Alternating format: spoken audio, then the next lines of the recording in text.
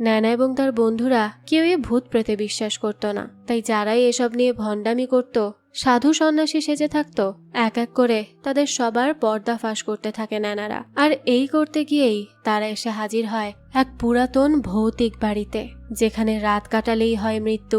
এক তান্ত্রিক তাদেরকে হাজার মানা করা সত্ত্বেও তারা কোনো কথা শোনে না। তারা সবাইকে প্রমাণ করে দিতে চায় যে ভূত বলে কিচ্ছু নেই। তবে যেই না তারা এই বাড়িতে প্রবেশ করে, তখন থেকেই তাদের সাথে ঘটতে থাকে ভয়ঙ্কর সব ঘটনা।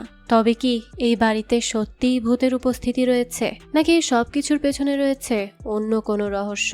সেই সবই আমরা জানতে পারবো আজকের গল্প এই সাথে। চলুন তাহলে আর দেরি না করে মূল গল্প শুরু করা যাক। শুরুতেই আমরা ছোট্ট চারজন বাচ্চাকে দেখতে পাই, যারা স্কুল থেকে বাড়ি ফিরছিল।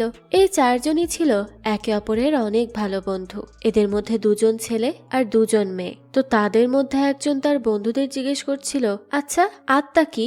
আসলে গতকালকেই আমার বাড়িতে এক বৃদ্ধ মহিলা এসেছিল আর আমার দাদির সাথে কথা বলছিল। তখন তারা বলছিল তাদের পাশের বাড়ির এক মেয়ে নাকি আত্মহনন করে নিয়েছে, আর তারই আত্মা সেই বৃদ্ধ মহিলার নাতনির শরীরে ভর করেছে। আসলে এই আত্মাটা কি? তখন তারা চার বন্ধু এই ব্যাপারটা নিয়েই কথা বলতে থাকে। তাদের মধ্যে একজন বলে ওঠে, আরে এসব আত্মা বলে কিছু হয় না, আর বৃদ্ধ মহিলারা তো অনেক সময়ই পাগল পাগল কথাবার্তা বলে, আর তাদের হাতে কোনো কাজও থাকে না। এ কারণেই এ বাড়ি ও বাড়ি গিয়ে এসব কথা বলে বেড়ায়। তখন তাদের মধ্যে আর একটা মেয়ে বলে ওঠে, না না, আমিও শুনেছি এরকম আত্মা নাকি থাকে যারা আমাদের আশেপাশে ঘুরে বেড়ায়, আর এরা অনেক সময় মানুষের অনেক ক্ষতিও করে থাকে। তো এভাবে বিভিন্ন কথা বলতে বলতে তারা বাড়ি ফিরে আসে। এখান থেকে দৃশ্য চলে যায় রাতের বেলা। আমরা অন্য একটা বাচ্চা মেয়েকে দেখতে পাই। সে হঠাৎই ঘুম থেকে জেগে ওঠে আর এই মাঝরাতে একা একাই ঘর থেকে বেরিয়ে যায়। এই রাতের অন্ধকারে হাঁটতে হাঁটতে একটা সময় সে এক কবরস্থানে এসে পৌঁছায়, আর সেখানেই একটা কবরের পাশে দাঁড়িয়ে সে কেমন অদ্ভুত ভাবে তাকিয়ে থাকে। সেখানে সে একা একাই কিছুক্ষণ কথা বলতে থাকে আর খেলাও করে। সে এখানে অদ্ভুত কিছু কর্মকাণ্ড করতে থাকে, আর একটা সময় পর দেখা যায় সে ওই কবরের উপরেই ঘুমিয়ে পড়ে। অন্যদিকে দেখা যায় সেই মেয়েটির মা আর দাদি দূর থেকেই সব দৃশ্য দেখছিল। তারা তো অনেক ভয়ে কাঁপতে থাকে আর কান্নাও করতে থাকে যে বাচ্চা মেয়েটার হলোটা কি, সে কেন এমন অদ্ভুত আচরণ করছে। তাই পরদিনই দেখা যায় সে একজন লোকের কাছে আসে এবং তার মেয়ের ব্যাপারে সে তাকে সবকিছু খুলে বলে, কারণ তাদের ধারণা তাদের মেয়ের উপরে আত্মা ভর করেছে। সেই লোকটা তখন বলে, আপনি কোনো চিন্তা করবেন না, আপনি যেহেতু আমার কাছে এসেছেন তার মানে আপনার মেয়ে নিরাপদ রয়েছে। এরপর সে বলতে থাকে পাশের গ্রামেই একজন বাবা রয়েছে, সেই বাবা এই বদশক্তি তাড়াতে অনেক এক্সপার্ট, এছাড়া তার অনেক নাম ডাকও রয়েছে। আমি তোমার মেয়েকে তার কাছে নিয়ে যাব, দেখবে তোমার মেয়ে একদম সুস্থ হয়ে যাবে। পরদিনই দেখা যায় ওই লোকটা ওই মহিলাকে সেই বাবার কাছে নিয়ে আসে। মহিলাটি সেই বাবাকে সেই রাতে কবরস্থানে যে তার মেয়ে যা যা করেছে সেই সব কিছু খুলে বলে, যে তার মেয়ে তো ওই দিন সেই কবরস্থানে গিয়ে ওই কবরের উপরেই শুয়েছিল, আর এসব দৃশ্য দেখে তাদের হাত পা কাঁপতে শুরু করেছিল। তখন ওই লোকটা বাবাকে বলতে থাকে, আসলে বাবা, ওই গ্রামেরই একটা মেয়ে নিজের গায়ে আগুন দিয়ে আত্মহনন করে নিয়েছে, আর উনার মেয়ে সেই রাতে ওই কবরের উপরে যেই শুয়েছিল। তখন এসব শুনে বাবা বলে, বুঝতে পেরেছি, আমার কাছে পুরো বিষয়টা পরিষ্কার। এরপরই সেই মেয়েটিকে সে একটা খাটিয়ার সাথে বেঁধে দেয়। কিশোরী মেয়েটি তখনও অজ্ঞান ছিল, আর তখনই সেই বাবা কিছু হলুদ আর কুমকুমের গুঁড়া বাচ্চাটার দিকে ছুড়ে দেয়, আর একটা সময় মেয়েটার জ্ঞান ফিরে আসে। মেয়েটা তো প্রচন্ড ভয় পাচ্ছিল। তখনই সেই বাবা ওই বাচ্চা মেয়েটিকে ধরে বলে, তুমি যতই অভিনয় করো না কেন, আমি তোমাকে ছাড়বো না, আর কেউ না জানলেও আমি তোমাকে চিনতে পেরেছি। আমি কোনোভাবেই এই মেয়ের শরীরে তোমাকে বাসা বাঁধতে দিব না। বাচ্চা মেয়েটি তো ভয়ে শুধু তার মাকেই ডাকছিল, সে তাকে বারবার বাঁচানোর কথা বলছিল, কিন্তু সেই বাবা তো ওই বাচ্চা মেয়েটিকে ছাড়ে না। সে বলতে থাকে, বল তোর নাম কি, আর কোথা থেকে এসেছিস, আর কিভাবে তুই এখান থেকে চলে যাবি? তুই যদি না বলিস তাহলে আমি তোকে পুরোপুরি আগুনে জ্বালিয়ে দিব। বাচ্চা মেয়েটা তো আরো ভয়ে চিৎকার করতে থাকে, আর তখনই সেই বাবা নিষ্ঠুর ভাবে চাবুক দিয়ে ওই বাচ্চাটাকে মারতে শুরু করে। আর এসব দেখে কষ্ট সহ্য করতে না পেরে মেয়েটির মা বলতে থাকে, আমার মেয়েটা মারা যাবে বাবা, ওকে ছেড়ে দিন। তখন সেই বাবা বলে, এই ব্যথা আপনার মেয়ে পাচ্ছে না, বরং সেই আত্মা পাচ্ছে, আর ওকে আমি এভাবে ছেড়ে দিলে ও আপনার মেয়ের জীবনটাই শেষ করে দিবে। ওর ভেতরে থাকা ভয়ঙ্কর আত্মা শুধু ওকেই নয়, বরং তোমাদের পুরো পরিবারকেই শেষ করে দিবে। এই কথা শুনে মেয়েটির মা আর কিছুই বলতে পারে না, আর ওই বাচ্চা মেয়েটিও একসময় চাবুকের আঘাত সহ্য করতে করতে সেখানেই অজ্ঞান হয়ে যায়। আর তখনই সেই বাবা বলে, হ্যাঁ এখনো চলে গেছে, সেই আত্মা এখন আর তোমার মেয়ের শরীরে নেই। এখন তোমার মেয়েকে বাড়ি নিয়ে যাও, দেখবে সব ঠিক হয়ে গেছে, ও সুস্থ হয়ে যাবে আর স্বাভাবিক আচরণ করবে। কিন্তু বাড়ি নেওয়ার পরেই দেখা যায় মেয়েটির আর জ্ঞান ফেরে না, বাচ্চা মেয়েটি সেখানেই মারা যায়। এসব দেখে তার মা তো একেবারেই ভেঙে পড়ে, সে তো চিৎকার করে কাঁদতে থাকে, তার বুকটা যেন ভেঙে যাচ্ছিল। আর তখনই আমরা সেখানে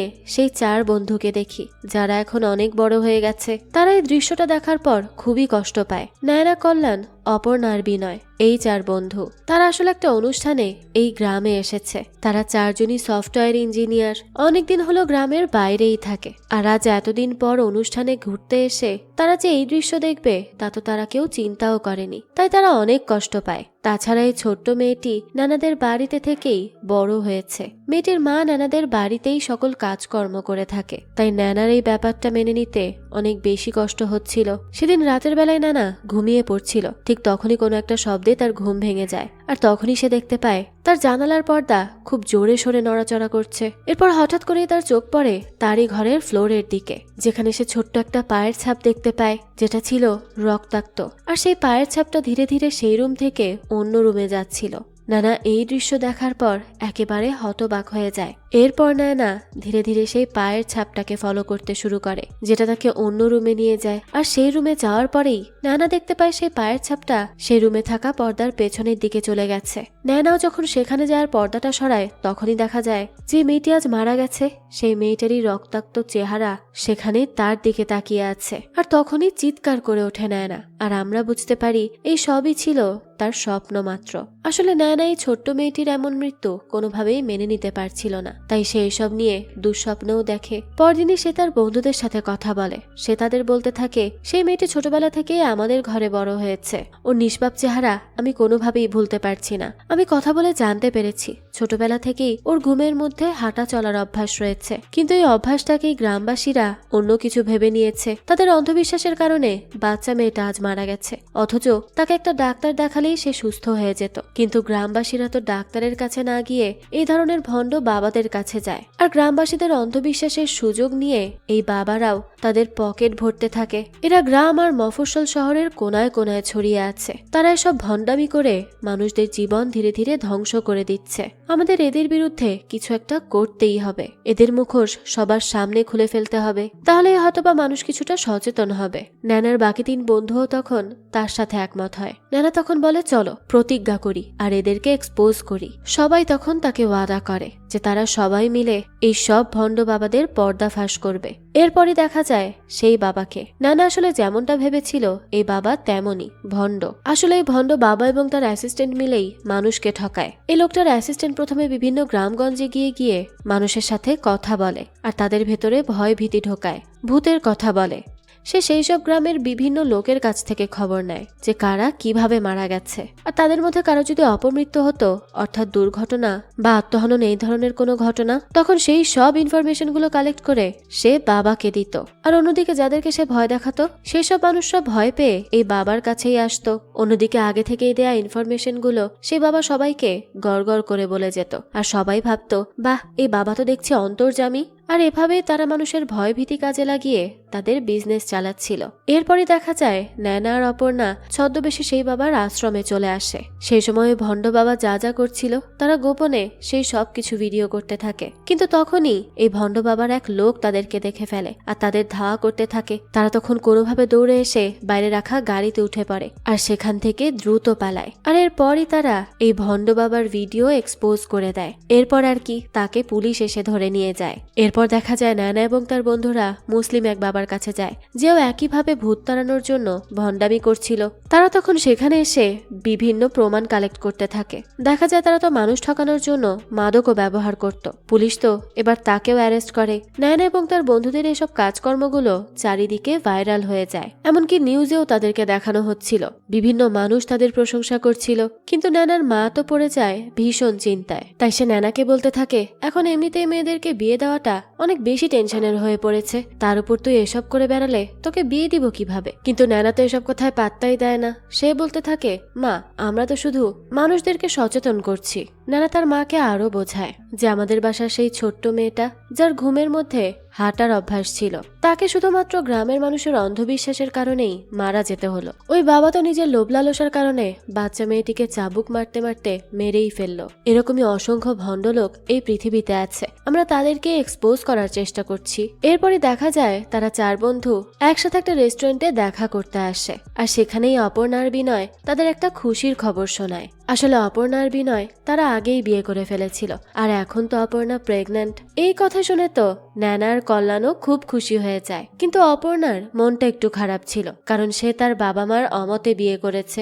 আর এখন পর্যন্ত তারা তাদের সম্পর্কটা মেনে নেয়নি। ন্যানা তখন তাকে সান্ত্বনা দেয় আর বলে সবকিছু ঠিক হয়ে যাবে, সে যেন কোনো চিন্তা না করে। এরপর দেখা যায় বিনয় আর কল্যাণ একটু আলাদা হয়ে কথা বলতে থাকে। সেখান থেকে আমরা আরো একটা বিষয় জানতে পারি, কল্যাণ আসলে ন্যানাকে অনেক আগে থেকে পছন্দ করে, কিন্তু আজ পর্যন্ত সে তাকে তার মনের কথা বলে উঠতে পারেনি। তার ভয় ছিল সে নানাকে তার মনের কথা বললে না জানি তাদের ফ্রেন্ডশিপটা আবার নষ্ট হয়ে যায়। বিনয় বলে সে যেন এত চিন্তা না করে, মনের কথাটা যেন বলে দেয়, সব ঠিক হয়ে যাবে। তো এখান থেকে আমরা আরো একটা কথা জানতে পারি যে কল্যাণ আসলে বিদেশের একটা কোম্পানি থেকে চাকরির অফার পেয়েছিল, কিন্তু শুধুমাত্র ন্যানার জন্যই সে সেই চাকরির অফার রিজেক্ট করে দিয়েছে। বুঝুন তাহলে এই ছেলেটা তাকে কতটা ভালোবাসে। এরপর দেখা যায় এভাবে আরো কয়েকদিন কেটে যায়, তাদের মিশন ভালোভাবেই চলছিল।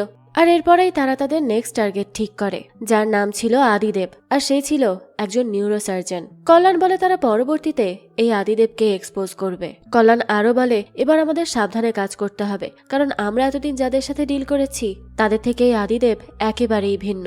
সে আমেরিকাতে একজন নিউরোসার্জন হিসেবে ছিল, তার বাবা ইন্ডিয়ান আর মা পাকিস্তানি, আর তার পুরো পরিবারটাই আমেরিকাতে সেটেল। আর ডক্টর আদি আমেরিকাতেই বিয়ে করেছিল, কিন্তু এর কয়েক বছর পর হঠাৎ করেই আদির স্ত্রী মারা যায় খুব রহস্যজনকভাবে। পুলিশ এনকোয়ারি করে প্রাথমিকভাবে আদিকেই সেই খুনের দায় অ্যারেস্ট করেছিল, কিন্তু আদির বিরুদ্ধে তেমন কোনো প্রমাণ না পাওয়ায় তাকে বেকসুর খালাস দিয়ে দেওয়া হয়। এরপরেই আদি সবকিছু ছেড়ে ইন্ডিয়াতে চলে আসে, আর এখানে এসে সে আন্ধ্রা এবং উড়িষ্যার বর্ডারে গিয়ে তার ডাক্তারি পেশা ছেড়ে এখন এই বাবাদের কাজ করছে। তো এরপরে তারা আদির স্ত্রীর সাথে কি হয়েছিল সেটা নিয়ে সার্চ করতে থাকে, আর সেখানেই তারা একটা সিসিটিভি ক্লিপ পায়। আর সেখানে দেখা যায় হঠাৎ করে আদির স্ত্রী খুব অদ্ভুত আচরণ করতে থাকে, একা একাই কথা বলতে থাকে, আর একটা সময় তো সে নিজেই নিজের জিহ্বা কেটে ফেলে। আর এভাবেই নিজেকে নিজে টর্চার করতে করতে আদির স্ত্রী নিজে নিজেই মারা যায়। তারা সবাই যখন আদির পুরো বায়োডাটাটা স্টাডি করে তখন তারা কিছুটা অবাক হয়, এত বড় শিক্ষিত একজন ডক্টর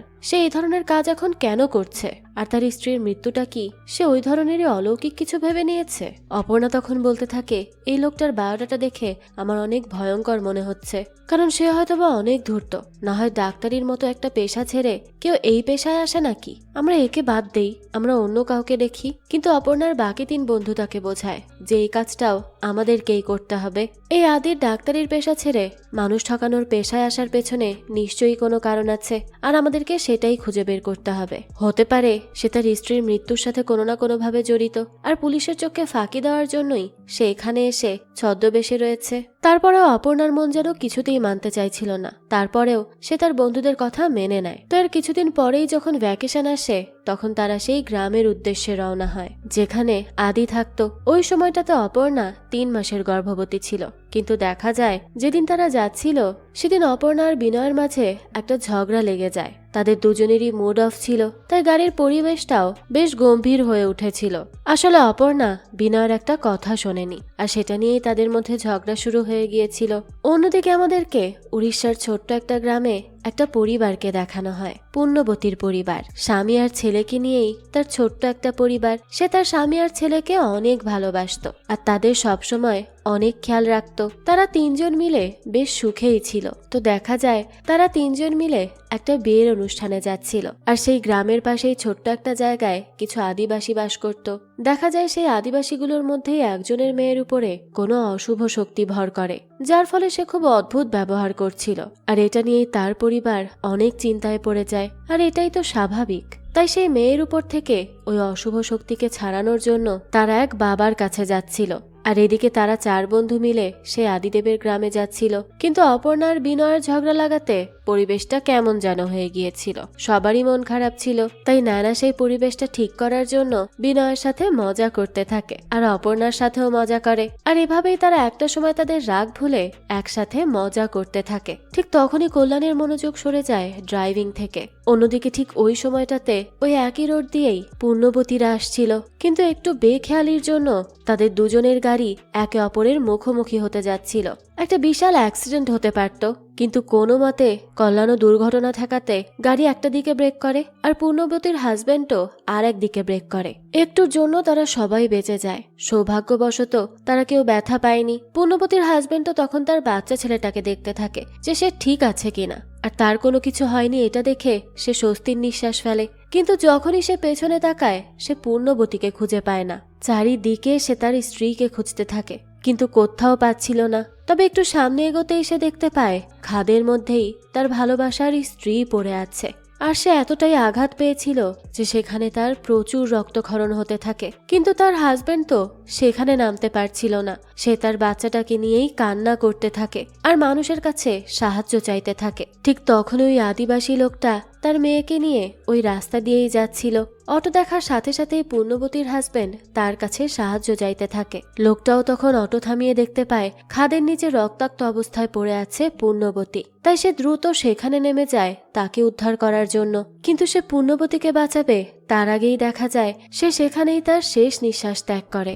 পূর্ণবতীর হাজবেন্ড এটা দেখার পরে অনেক ভেঙে পড়ে। সে তো মাথা চাপড়ে চাপড়ে কাঁদতে থাকে।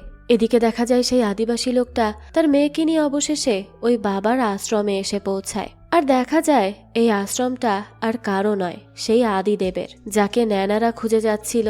সেখানে অনেক মানুষের ভিড় ছিল। দেখা যায় আদিদেব প্রথমেই তার কাছে যারা সাহায্যের জন্য আসে তাদের একটা নির্দিষ্ট রিচুয়ালের মাধ্যমে পরীক্ষা করে যে তাদের ভিতরে সত্যিই কোনো অশুভ শক্তি রয়েছে কিনা।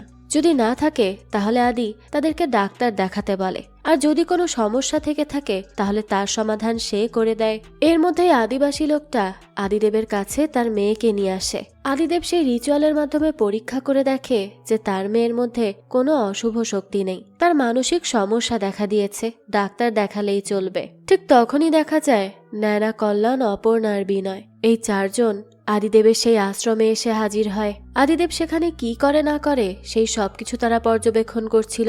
এর মধ্যে আদিবাসী লোকটা যখন তার মেয়েকে নিয়ে ফিরে যাচ্ছিল তখনই সে ন্যানাদেরকে দেখে, আর সেই সময় হঠাৎ করেই তার মধ্যে পরিবর্তন এসে যায়। সে তখন তার মেয়েকে ছেড়ে ওই 4 বন্ধুর দিকে ভয়ঙ্কর ভাবে তেড়ে আসতে থাকে। তারা 4 জন তো খুবই ভয় পেয়ে যায়। তো সেই লোকটা তাদেরকে কিছু করবে তার আগেই আদিদেব এসে তাকে থামায়। নানারা তো বুঝতেই পারে না যে তারা তো এই লোকটাকে চেনেই না, তাহলে সে কেন তাদের সাথে এমন করলো। তো আদিদেব লোকটাকে শান্ত করে সেখান থেকে সরিয়ে নেওয়ার পর ওই 4 বন্ধুর কাছে আসে, অর্থাৎ ন্যানাদের কাছে, আর জিজ্ঞেস করে তোমরা কারা আর এখানে কেন এসেছো। কল্যাণ বলতে থাকে আমাদেরও ঠিক একই প্রশ্ন, আপনি কে আর আপনি এখানে কি করছেন। আমরা আপনার ব্যাপারে স্টাডি করেছি, আপনি একজন নিউরোসার্জন, তারপর আবার আমেরিকাতে ছিলেন। তাহলে সেই সবকিছু ছেড়ে আপনি এখানে এসে মানুষ ঠকানোর কাজ কেন বেছে নিলেন। আদি তখন বলে মানুষের জীবনে কখন কি হয় সেটা বলা যায় না, আর মানুষের জীবনে মাঝে মাঝে এমন কিছু ঘটনা ঘটে যেটা সেই মানুষের পুরো জীবনটাকেই একেবারে বদলে রেখে দেয়। আপনাদের চোখে হয়তোবা মানুষের 2টো সমস্যা থাকতে পারে, ফিজিক্যালি এবং মেন্টালি, কিন্তু এছাড়াও মানুষের জীবনে আরো একটা সমস্যা থাকে, আর সেটা হলো অশুভ শক্তির ছায়া। তবে এই বিষয়টা খুব কম মানুষই বিশ্বাস করে। এছাড়া মানুষের এই সমস্যাটা সমাধান করার জন্য খুব কম সংখ্যক মানুষই রয়েছে, যাদের মধ্যে আমি একজন। আমি তাদের পাশে দাঁড়ানোর জন্যই এখানে এসেছি। নানা তখন আদিকে বলতে থাকে আপনি এতটা শিক্ষিত হওয়ার পরেও মানুষের ভেতর অন্ধবিশ্বাস ছড়াচ্ছেন। আদি বলতে থাকে যখন মানুষের জীবনে কোনো ঘটনা না ঘটে তখন সেই ঘটনার প্রভাব মানুষের কাছে অন্ধবিশ্বাস বলেই মনে হয়। আদি আরো বলে একটা সময় আমি তোমাদের মতোই ছিলাম, এসব কিছুতে একেবারেই বিশ্বাস করতাম না, কিন্তু আমার স্ত্রীর মৃত্যু আমাকে এই পথে আসতে বাধ্য করেছে। কিন্তু তারপরেও তারা 4 বন্ধু আদির কোনো কথাই বিশ্বাস করে না।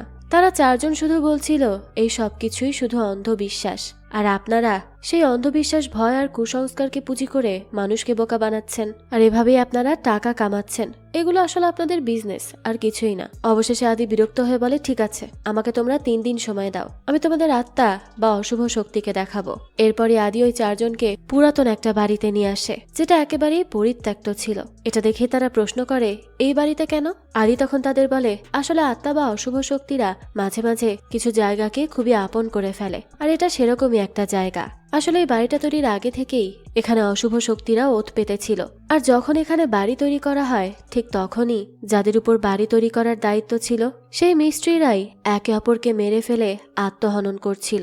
তারপরে এই বাড়ির মালিক অনেক কষ্টে অনেক কাঠখড় পুড়িয়ে এই বাড়িটা বানানো শেষ করে।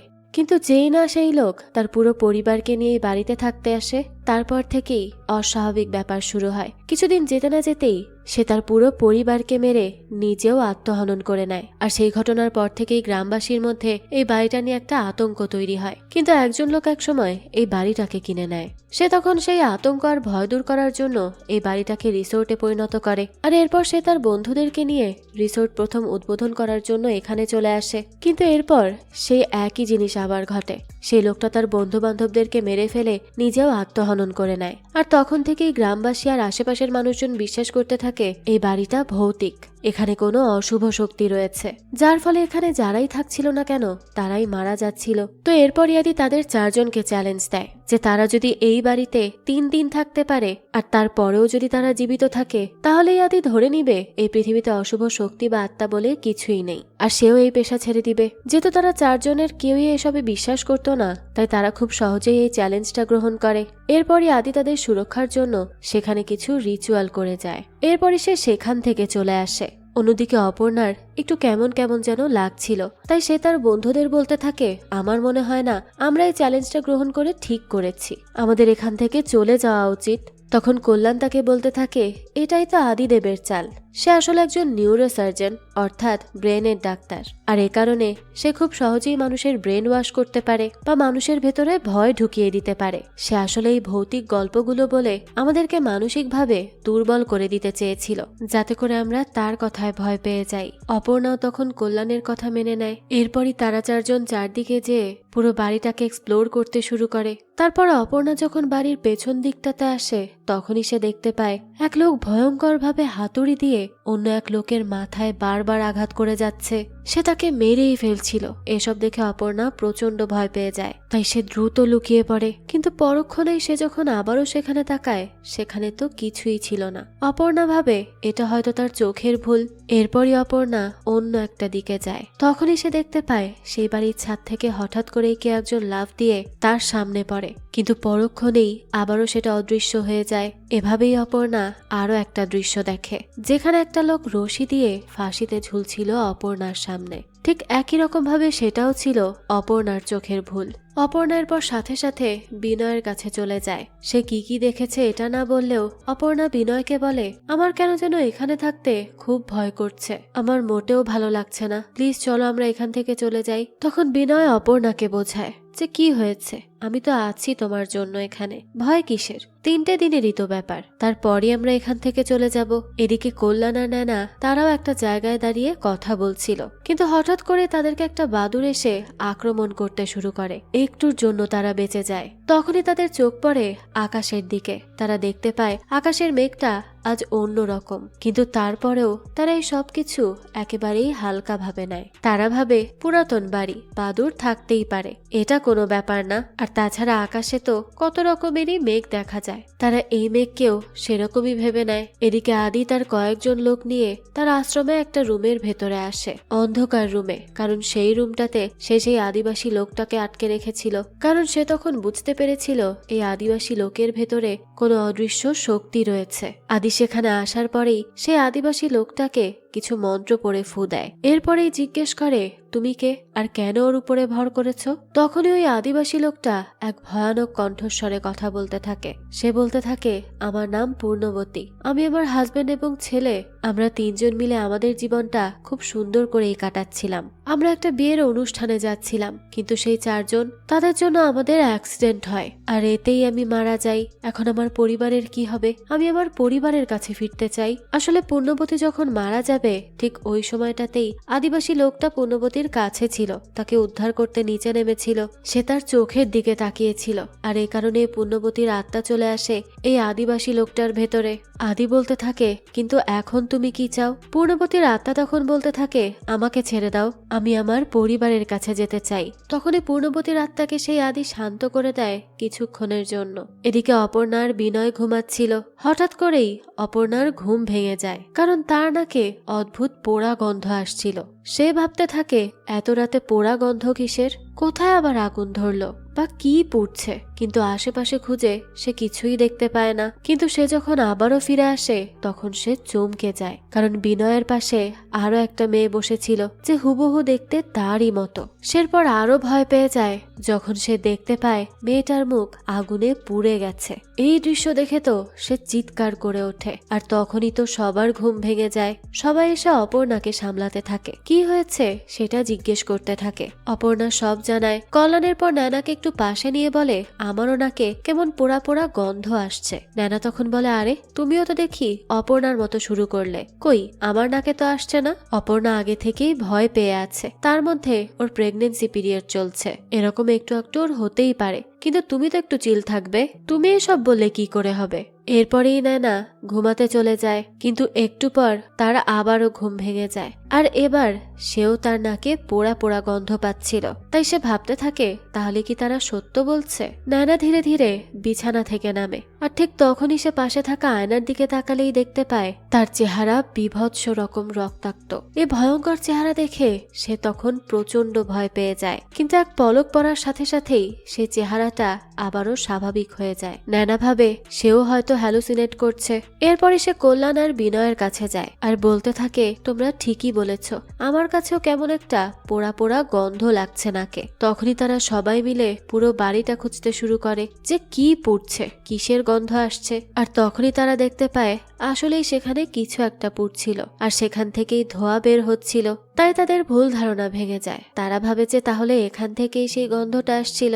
দ্বিতীয় দিন দেখা যায় আদি আবারও তাদের সাথে দেখা করতে আসে, যে তারা ঠিকঠাক আছে কিনা। নানা তখন আদিকে বলতে থাকে, আপনি আমাদেরকে ভয় পাওয়ানোর জন্য এমন সস্তা ট্রিক্স ব্যবহার করবেন তা তো আমরা আগে বুঝতে পারিনি। কাল হয়তো আপনি এমন কোন মাদক পুড়িয়েছেন যেটার গন্ধ আমাদের নাকে এসে লেগেছে, আর আমাদের ঘুম ভেঙে গেছে, আর এরপরই আমরা সবাই ভিন্ন ভিন্ন জিনিস হ্যালুসিনেট করেছি। তখন আদি বলে, আমি কোনো মাদক পুরাইনি আর কোনো সস্তা ট্রিক্সও খাটাইনি। আমি আপনাদের রক্ষা করার জন্যই সেখানে একটা রিচুয়াল করেছিলাম, আর সেখানে ব্যবহার হয়েছিল পুজোতে ব্যবহার করা সাধারণ পাউডার। কিন্তু তারা কেউ তো তার কথা বিশ্বাস করে না। তারা বলতে থাকে, এক রাতের ভেতরেই তুমি তোমার আসল ক্যারেক্টারটা আমাদের দেখিয়ে দিলে, যে তুমিও অন্য সবার মতোই। তাই আমরা এখন এখান থেকে চলে যাচ্ছি। এসব শুনে আদি বলে, ও তার মানে আপনারা হার মেনে নিয়েছেন? এক রাতের মধ্যে ভয় পেয়ে এখন অজুহাত দিয়ে এখান থেকে চলে যাচ্ছেন, তাই তো?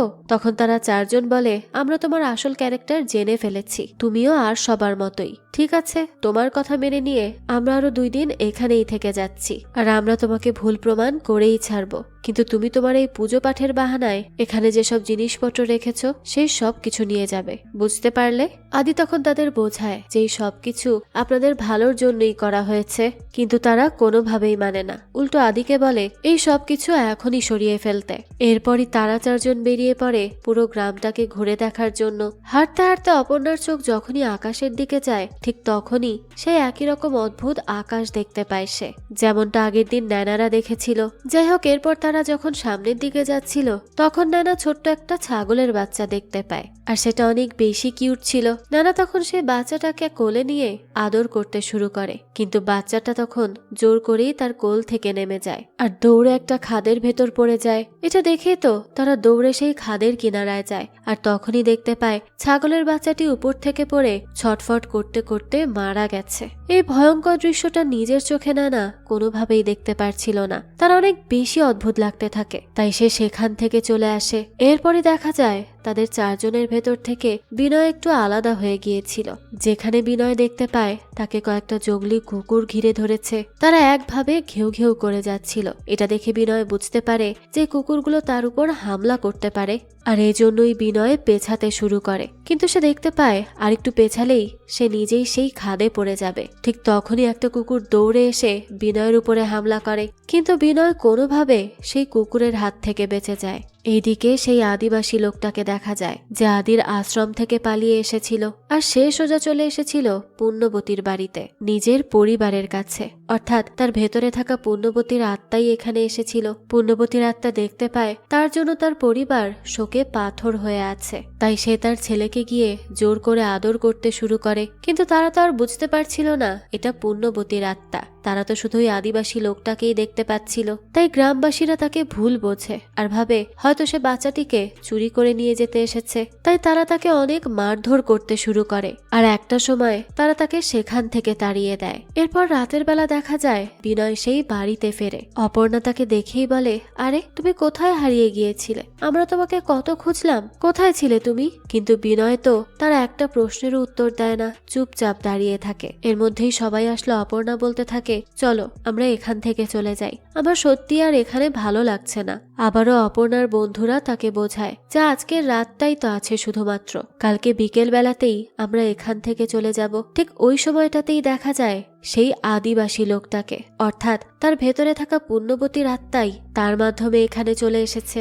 সে এসেই তাদের উপরে হামলা করে দেয়। তারা তো প্রচন্ড ভয় পেয়ে গিয়েছিল। তারা ওই লোকটার হাত থেকে বাঁচার জন্য ওই বাড়ি থেকে পালাতে শুরু করে, কিন্তু দেখা যায় ওই আদিবাসী লোকটা বাড়ির উপর থেকেই লাফ দিয়ে বসে। তবে দেখা যায় তারপরেও তার কিচ্ছু হয় না, কারণ তার ভেতরে তো তখন পুণ্যবতীর আত্মা ছিল। পুণ্যবতীর আত্মা এরপর তাদের পিছু করতে শুরু করে, কিন্তু অপর্ণা গর্ভবতী হওয়াতে সে বেশি একটা দৌড়াতে পারছিল না। এজন্য বিনয় অপর্ণাকে নিয়ে একটা জায়গায় লুকিয়ে পড়ে। ঠিক তখনই পুণ্যবতীর আত্মা সেখানে চলে আসে। সে তাদের হন্যে হয়ে খুঁজতে শুরু করে। সে যখনই তাদের উপর হামলা করতে যাবে ঠিক তখনই দেখা যায় আদি এসে তাদেরকে বাঁচিয়ে নেয়। সে কোনো মতে পুণ্যবতীর আত্মাকে শান্ত করে ফেলে।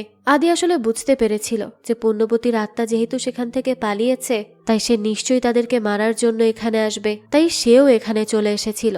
এরপরে তারা চারজন আদিদেবকে প্রশ্ন করে যে এই লোকটা বারবার আমাদের উপরেই কেন আক্রমণ করছে, আমরা তো একে চিনি পর্যন্ত না। তখন আদি তাদেরকে খুলে বলে যে তারা যখন এখানে আসছিল তখন পুণ্যবতীর হাজবেন্ডের বাইকের সঙ্গে তাদের একটা দুর্ঘটনা হয়, আর সেই দুর্ঘটনাতেই পুণ্যবতী মারা যায়। তারপর থেকেই তার আত্মা এই আদিবাসী লোকটার ভেতরে ঢুকে যায়, আর পুণ্যবতী মনে করতে থাকে তাদের সেই অ্যাক্সিডেন্টের জন্য তোমরা দায়ী। এসব শুনে তারা আবারও হাসতে থাকে, কারণ তারা ভেবেছিল আদি তাদের ভয় পাওয়ানোর জন্য একটা সস্তা ট্রিক্স কাজে লাগাচ্ছে। নানা বলতে থাকে, বুঝতে পেরেছি তুমিও হয়তো ওকে টাকা দিয়ে রেখেছো, ভালোই অভিনয় করে লোকটা, কিন্তু যাই হোক আমাদের এসব দেখিয়ে তুমি ভয় দেখাতে পারবে না।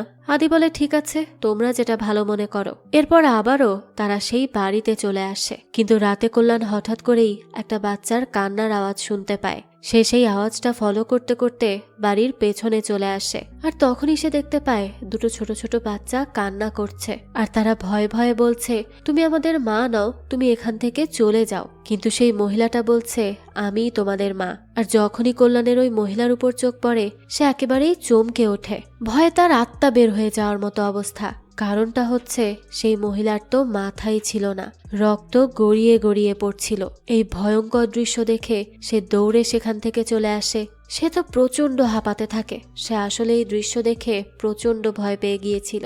ঠিক তখনই তার চোখ পড়ে আকাশে। সে তখন আরো বেশি চমকে যায়, কারণ আকাশে দুটো চাঁদ দেখা যাচ্ছিল, একটা স্বাভাবিক আর একটা ভয়ঙ্কর লাল চাঁদ। কল্যাণ যেন নিজের চোখকেই বিশ্বাস করতে পারছিল না যে সে এসব কি দেখছে। এরপরই সে ভাবে এই সব কিছুই তার হ্যালুসিনেশন, তাই সে দৌড়ে রুমের ভেতরে চলে যায়। এরপর সকালবেলাতেই দেখা যায় আদি কিছু একটা রিচুয়াল করছিল, যেখানে সে 4টা কবর খুঁড়েছিল, আর সেখানে 4টা পুতুলও ছিল, আর সেখানেই সে কিছু একটা করছিল।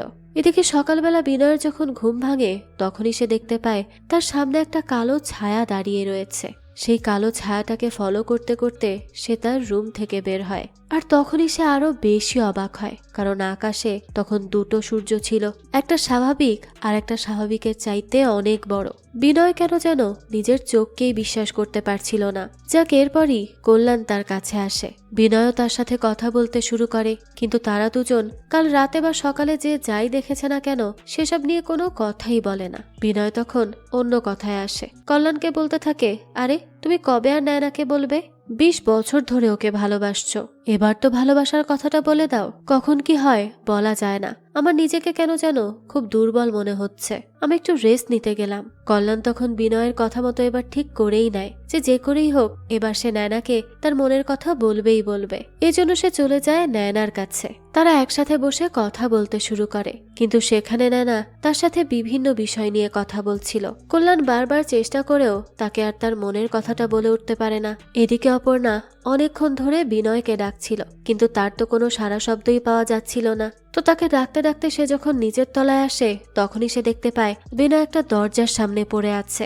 এটা দেখেই তো অপর্ণা ভয় পেয়ে যায়। আর সে যখনই সবাইকে ডাকতে যাবে তখনই সে দেখতে পায় কোনো এক অদৃশ্য শক্তি বিনয়কে সেই রুমের ভেতরেই টেনে নিয়ে যায়। এটা দেখে অপর্ণা চিৎকার করে ওঠে। তার চিৎকার শুনে কল্যাণ আর নয়না তাড়াতাড়ি সেখানে চলে আসে।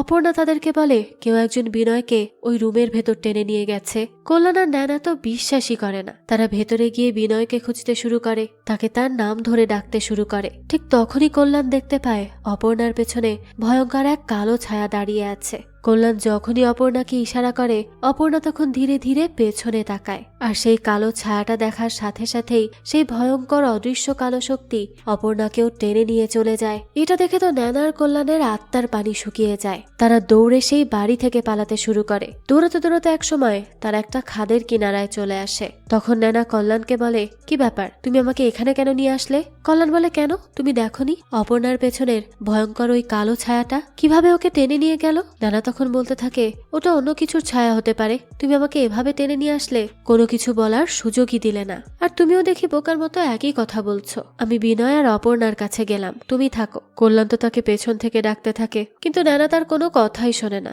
সে তো সেখান থেকে চলে যায়। আর তখনই দেখা যায় কল্যাণের পেছনেও সেই একই কালো ছায়া। আর একটু পরেই দেখা যায় কল্যাণ সেই খাদের পানিতে পড়ে যায়। আসলে সেই কালো ছায়াটাই কল্যাণকে পানিতে ফেলে দিয়েছিল।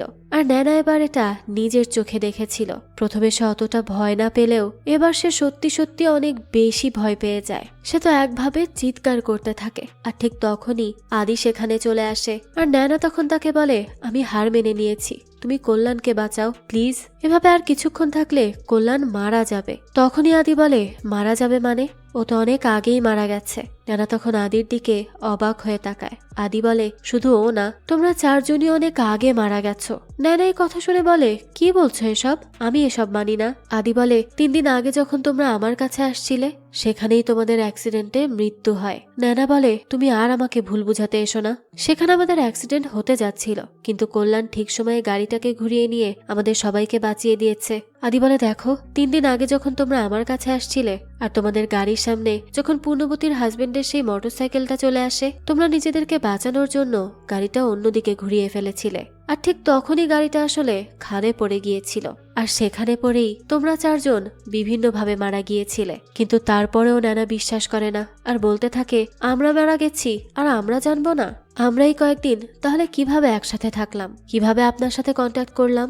তখন আদি বলে, এটা পৃথিবী আর রহস্যময় প্রকৃতি। এই প্রকৃতিতে অনেক কিছুই ঘটে যা আমাদের চিন্তার বাইরে, কল্পনারও বাইরে। সেরকমই একটা ঘটনা ঘটেছে তোমাদের সাথে। আসলে তোমরা কখনো কল্পনাও করতে পারোনি যে সেখানে তোমাদের এইভাবে মৃত্যু হবে। সেই মৃত্যুর ধাক্কাটা তোমরা এমন ভাবে পার করেছিলে যেখানে তোমরা বুঝতেই পারোনি যে তোমরা মারা গেছো। তোমাদের আত্মারা নিজেদের মতো করেই বাঁচতে শুরু করেছিল যেভাবে তোমরা এতদিন বেঁচে এসেছিলে। তারপরও নয়না বলে, এটা কি করে হতে পারে? আমি কোনোভাবে এটা বিশ্বাস করি না। ঠিক তখনই সেখানে আদি চলে আসে আর তার কপালে আঙুল রাখে। তখনই তার সেদিনের স্মৃতি মনে পড়ে যায়। যখনই সেই বাইকটা সামনে চলে আসে কল্যাণ তাদের গাড়িটাকে ঘুরিয়ে ফেলে। আর তখনই সেই গাড়িটা নিয়ন্ত্রণ হারিয়ে পাহাড়ি রাস্তা থেকে গভীর খাদে পড়ে যায়। আর সেখানেই তারা চারজনই গাড়ি থেকে ছিটকে পড়ে বিভিন্ন জায়গায় আহত অবস্থায় পড়ে থাকে। তাদেরকে বাঁচানোর সেখানে কেউ ছিল না। আর মৃত্যুর শেষ মুহূর্তটাতে তারা শুধুমাত্র তাদের জীবনের ভালো ভালো মুহূর্তগুলো মনে করছিল আর একে অপরের দিকে তাকাচ্ছিল আর একে অপরের মৃত্যু দেখে কাঁদছিল। একে একে তারা চারজন আলাদা আলাদা জায়গায় আলাদা আলাদা ভাবে মারা যায়। আর শেষমেশ সেই গাড়িতে আগুন লেগে অপর্ণাও পুড়ে যায়, কারণ অপর্ণা গাড়ির একেবারে পাশেই পড়েছিল। এরপর আদি বলতে থাকে, তোমরা যে মারা গিয়েছো তা তোমরা বুঝতে পারোনি, কিন্তু প্রকৃতি ঠিকই বুঝতে পেরেছিল। প্রকৃতি তোমাদের ইশারাও দিয়েছে। আর তখনই নানা বুঝতে পারে তারা যখন ওই বাড়িতে ছিল তারা সবাই পোড়া গন্ধ পেয়েছিল। তারা এই গন্ধটা পেয়েছিল কারণ অপর্ণা পুড়ে মারা গিয়েছিল, আর অপর্ণা পুড়ে যাওয়াতে তার চেহারাটা বিভৎস হয়ে গিয়েছিল। এই জন্যই অপর্ণা সেদিন সেই মেয়েটাকে দেখেছিল যার চেহারা পুড়ে বিভৎস হয়েছিল। অন্যদিকে পাথরের উপর পড়ে ন্যানার চেহারাটাও থেতলে গিয়েছিল, আর তাই ন্যানাও সেদিন আয়নায় তার থ্যাতলানো বিভৎস চেহারাটা দেখেছিল। আর সেই কুকুর এবং ছাগলের বাচ্চার খাদে পড়ে মৃত্যু, এই সবই ছিল তাদেরকে দেওয়া ইশারা, কারণ তারাও তো খাদে পড়ে মারা গিয়েছিল। অন্যদিকে তারা যে আকাশে দুটো করে চাঁদ আর সূর্য দেখছিল সেটাও আসলে তাদেরই জীবনের প্রতিচ্ছবি। আসলে তারা ওই কয়েকদিনের জন্য দুটো জীবন পার করছিল, একটা মানুষ হিসেবে আর একটা আত্মা হিসেবে। সেটারই প্রতীকী ছবি ছিল ওই দুটো চাঁদ আর সূর্য। অন্যদিকে তারা সবাই আকাশে আলাদা এক ধরনের মেঘ দেখেছিল, যেটা দেখতে অনেকটা দরজার মতো। আসলে মৃত্যু তাদের ডাকছিল পরপারে চলে যাবার জন্য। এই সব কিছু দেখে শুনে আর বুঝতে পেরে ন্যানা সেখানে বসেই কাঁদতে শুরু করে। আদি তখন বলতে থাকে, আমি প্রথমবার যখন তোমাদের চারজনকে দেখেছিলাম তখনই বুঝে গিয়েছিলাম যে তোমরা মারা গিয়েছ, কিন্তু তোমাদের আত্মাটা এখনো পৃথিবীতেই থেকে গিয়েছিল। আমরা বুঝতে পেরেছিলাম তোমরা যে মারা গেছো সেটা তোমরা নিজেরাও বুঝতে পারোনি, আর এজন্যই আমি তোমাদেরকে বোঝাতে তোমাদেরকে ওই বাড়িতে নিয়ে গিয়েছি।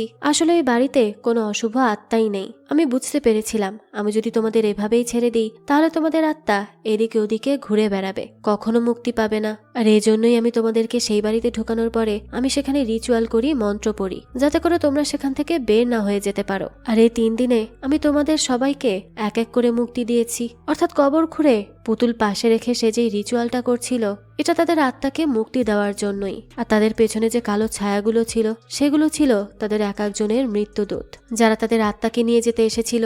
এসব শুনে কান্নায় ভেঙে পড়েছিল ন্যানা। আদি তখন বলে, তোমারও যাবার সময় হয়ে গেছে। ন্যানা তখন বলে, আমি শেষবারের মতো আমার পরিবারকে দেখতে চাই। আদিও সেটাই করে, তাকে তার পরিবারকে দেখায়, যেখানে ন্যানার পরিবার তার পিণ্ডদান করছিল অন্য একটা জায়গায়। এসব দেখে ন্যানা আরো ভেঙে পড়ে। এরপরেই আদি তাকে বলে, কেউ যদি তার মৃত্যুতে সাড়া না দেয় তাহলে তার কাছে সেই মৃত্যুটা অনেক ভয়ঙ্কর হয়, আর কেউ যদি ইচ্ছে করে তার সাথে চলে যায় তাহলে সেই মৃত্যুটা খুব সুন্দর হয়। তুমি তোমার বন্ধুদের দেখেছ যারা কেউ যেতে চায়নি, কিন্তু মৃত্যু ঠিকই তাদেরকে ভয়ানকভাবে নিজের কাছে টেনে নিয়েছে। ঠিক তখনই নানা বলে, না আমি যাব না। আর তখনই এই গল্পটা এখানেই শেষ হয়ে যায়। তবে এই গল্পের শেষে লেখা ওঠে নো এন্ড, অর্থাৎ এই গল্পের 2য় পর্ব চলে আসবে, আর সেখানেই দেখানো হবে নানার আত্মার সাথে কি হয়েছিল, অন্যদিকে পুণ্যবতীর আত্মারই বা কি হয়েছিল। তাছাড়া আদির রহস্যও তো এখনো ভেদ হয়নি। এই সবকিছুই আমরা এর পরবর্তী পার্টে জানতে পারবো, আর সেটা যখনই আসবে আমি তা আপনাদের জন্য এক্সপ্লেইন করার চেষ্টা করব। যাক, এই তো ছিল আজকের গল্প। এই গল্পটা আপনাদের কাছে কেমন লেগেছে সেটা অবশ্যই আমাদেরকে কমেন্ট করে জানাবেন। যদি এতটুকু ভালো লেগে থাকে তাহলে একটি লাইক দিয়ে যাবেন। আর হ্যাঁ, আমাদের এই চ্যানেলে কিন্তু প্রতিনিয়তই নতুন নতুন ভিডিও আপলোড করা হয়। সেই সব ভিডিওর আপডেট পেতে আমাদের চ্যানেলটিকে সাবস্ক্রাইব করে বেল আইকনে অল দিয়ে রাখতে কিন্তু ভুলবেন না। আর একটা কথা, আমাদের সকল ভিডিওর আপডেট পেতে জয়েন করতে পারেন আমাদের হোয়াটসঅ্যাপ চ্যানেলে, লিংক ডেসক্রিপশন বক্সেই দেওয়া আছে। আজকে তাহলে এই পর্যন্তই, আবারও হাজির হব নতুন কোনো ভিডিও নিয়ে। সেই পর্যন্ত সবাই ভালো থাকবেন আর আমাদের চ্যানেলের সাথেই থাকবেন। ধন্যবাদ।